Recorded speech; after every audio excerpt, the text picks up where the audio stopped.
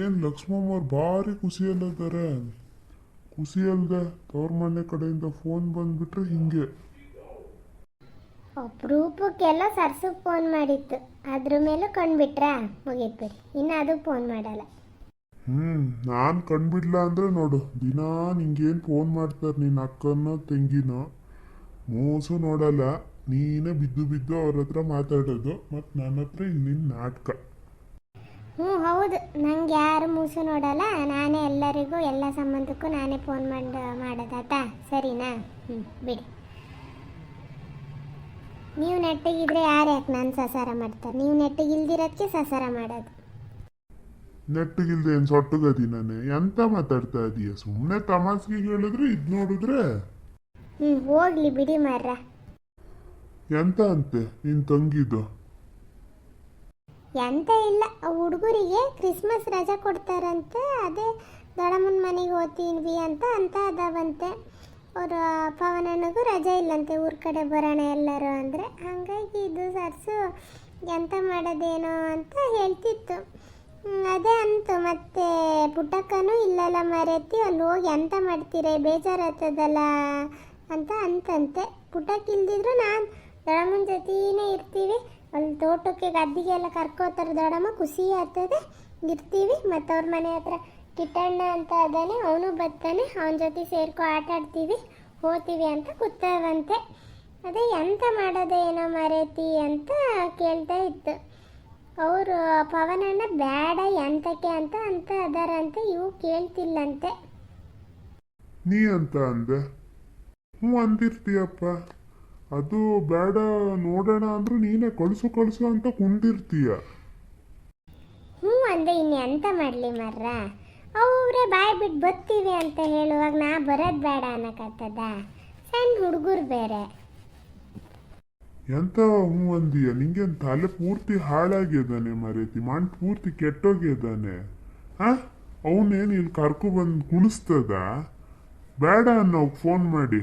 ಅದಕ್ಕೆ ಏನು ಹೇಳ, ಇಲ್ಲಿ ಹುಡುಗರನ್ನ ಕಳಿಸ್ಕೊಂಡು ಗಂಡ ಬೆಳಿಗ್ಗೆ ಆಫೀಸಿಗೆ ಹೋದ್ರೆ ರಾತ್ರಿ ಬರ್ತಾನೆ, ಆರಾಮಾಗಿ ಟಿವಿ ನೋಡ್ಕೊಂಡು ಇರಕದಲ್ಲಿ ಕಳ್ಸೋದು. ಎಲ್ಲ ನಾಟಕ, ಹುಡುಗರ್ದು ಏನು ಹೇಳಿರಲ್ಲ ಇದೇ ಅಲ್ಲಿ ನೋಡ್ಕೊಳಕ್ ಗೋಳಾಗ್ತದೆ ಅಂತ ಇಲ್ಲಿ ಕಳ್ಸೋದು. ಈ ಸುಮ್ಮನಿರ್ ನೀನು, ಬೇಡ ಅನ್ನು. ಬೇರೆ ಇಲ್ಲಿ ಅಡಿಕೆ ತಗ್ಸ್ಕೋಬೇಕು, ಅಡಿಕೆ ಕೊನೆ 1,000 ಕೆಲಸ ಇರ್ತದೆ, ಅದ್ರ ಮಧ್ಯೆ ಅವೊಂದು ಇಲ್ಲಿ. ಎಂತ ಮಾತಂತ ಆಡ್ತೀರ ಮರ್ರ? ನಾನು ಹೇಳೋದ ಅಲ್ಲ, ನಾನೇನು ಭೇದ ಭಾವ ಮಾಡಲ್ಲ ನಿಮ್ಮಂಗೆ, ಆದರೂ ಹೇಳ್ತೀನಿ ಕೇಳಿ. ವಿದ್ಯೆ ವರುಣ ಎಲ್ಲ ಅವಾಗ ರಜಕ್ಕೆ ಎಷ್ಟು ಸಲ ಬತ್ತಿದ್ರಿ? ಪ್ರತಿ ವರ್ಷ ರಜಕ್ಕೆ ಇಲ್ಲೇ ಬತ್ತಿದ್ದು, ಹಂಗಾರೆ ಇವು ಬರಬಾರ್ದಾ? ನೋಡು, ಇದೇ ನಿನ್ ಮಾತಲ್ಲ ಅನ್ನೋದು. ವಿದ್ಯಾ ವರುಣಿಗೆ ಇದು ಅಜ್ಜಿ ಮನೆ ಬತ್ತಿದ್ವು, ಬಂದ್ರೆ ಎಷ್ಟು ಕೆಲಸ ಮಾಡ್ತಿತ್ತು. ವಿದ್ಯಾವಂತೂ ನಿಂಗೆ ಪೂರ್ತಿ ಕೆಲಸ ಮಾಡ್ಕೊಡಂಗೆ ಮಾಡ್ಕೊಡೋದು. ವಿದ್ಯೆ ಬಂದ್ಬಿಟ್ರಂತೂ ನಿಂಗೆ ಆರಾಮು ಎಲ್ಲ ಒಳಗಡೆ ಕೆಲಸ ಮಾಡ್ಕೊಡೋದು. ವರುಣನೂ ಅಷ್ಟೇ ಅಪ್ಪ, ಸುಮ್ಮನೆ ಹೇಳ್ಬಾರ್ದು. ನಂಗೂ ಎಷ್ಟು ಕೆಲಸ ಮಾಡ್ಕೊಡ್ತಿದ್ದ ಗೊತ್ತಾ? ಹಂಗಾಗಿ ನಿಂಗೂ ಒಳ್ಳೆ ಖುಷಿ ಆಗ್ತಿತ್ತು, ಬರಲಿ ಅಂತ ಅಂತಿದ್ದೆ.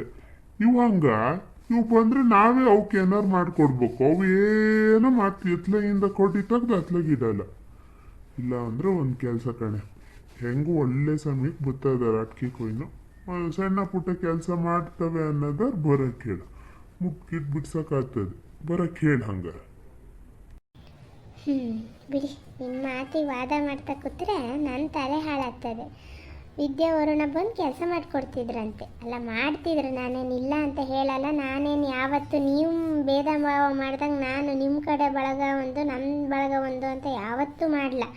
ಎಲ್ಲರೂ ಒಂದೇ ಅಂತಲೇ ನಾನು ಬಂದಿದ್ದು. ಅದಕ್ಕೆ ಇವತ್ತಿಗೂ ಆ ಹುಡುಗರು ಗೌರವ ಇಟ್ಕೊಂಡವಪ್ಪ. ನೀವು ಗೌರವ ಕೊಡ್ತಿದ್ರು, ಹುಡುಗರು ಹೇಳ್ತವೆ. ಮೊನ್ನೆನೂ ವರುಣ ಹೇಳ್ತಿದ್ನಂತಲ್ಲ, ಅದಕ್ಕೆ ಫೋನ್ ಮಾಡಿದಾಗ ಹೇಳ್ತಿದ್ರು, ಅತ್ತೆ ಆಗಿದ್ದಕ್ಕೆ ಆ ಮಾವನ ಕೈಯಲ್ಲಿ ಉರ್ಕೊಂಡು ಬಂದಿದ್ದು ಮರೆತಿ, ಇನ್ನು ಬೇರೆ ಯಾರಾಗಿದ್ರು ಇಷ್ಟೊತ್ತಿಗೆ ಆ ಮನೆ ಸಂಸಾರ ಹೆಂಗಿರ್ತಿತ್ತು ಏನೋ ಅಂತ ಹೇಳ್ತಿದ್ನಂತೆ.